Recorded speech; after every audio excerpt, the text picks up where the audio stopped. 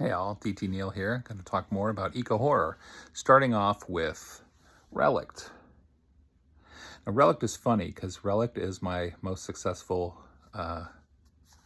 genre book.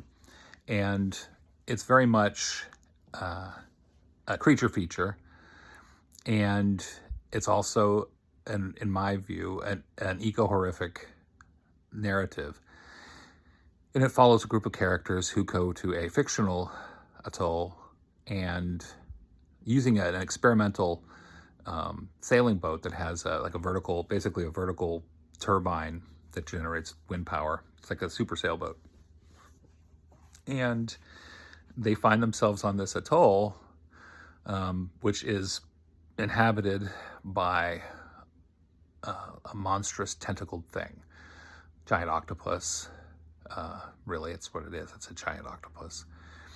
Although the lead character, Paige, thinks of it, she calls it the Kraken. She thinks of it that way. And, that story, it's inescapable. When I wrote that story, the genesis of that story was seeing satellite photos of these islands in the Pacific by themselves, like these little islands in the middle of absolutely just endless ocean. And that image alone terrified me and made me want to use it to create a setting. And the setting of it is Palmer Atoll, which was absolutely inspired by Palmyra Atoll. Just put that out there. But Palmer Atoll is this forlorn but beautiful place. Although one of the sides of the beach is covered in detritus that's washed ashore, and it's impossible not to see that as a reflection of the pollution of the oceans. Those sargassos that float out there's I think 5 of them now, and I think there's 2 in the Atlantic, 1 in the Pacific, or maybe 2 in the Pacific, and then 1 in the Indian Ocean, which were just basically sargassos of ejected waste pollutants floating that for becoming their own entities out there, which is ghastly. It's in and of itself. I hate those. I hate even thinking of that polluting the ocean that way. It's gross. Anyway, the Kraken, the monstrosity in Relict, is interesting for me because it's an intelligent monster. Because we know cephalopods are smart, and it's alien, and it's unremittingly hostile to Paige and the other characters. I won't say anything for spoilers purposes, but people have really resonated with Relict. They really like that story, and I'm glad for it. It makes me happy when something does reach people. But I put that in. That's one of the first of my eco-horrific tales.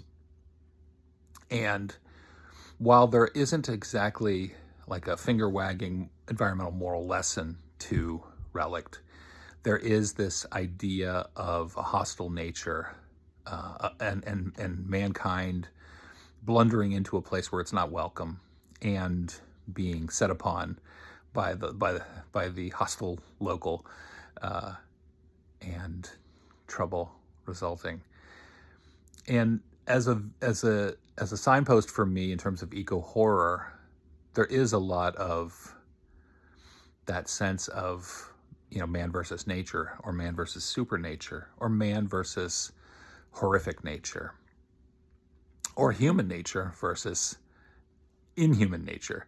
And all of those elements, I think, come together in Relict, and successfully, I think.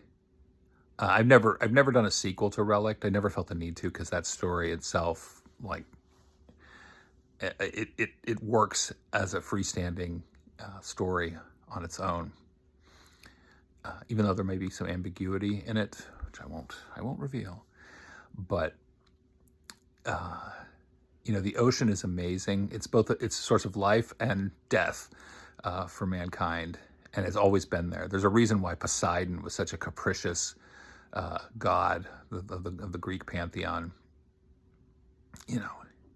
He was temperamental, and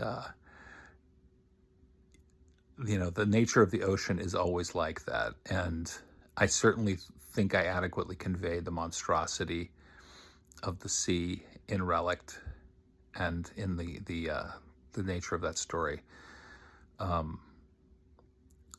There is a feeling of humankind just blithely wandering around and not really fully appreciating what we have done to the planet. So that's the first part of the my talk about eco horror.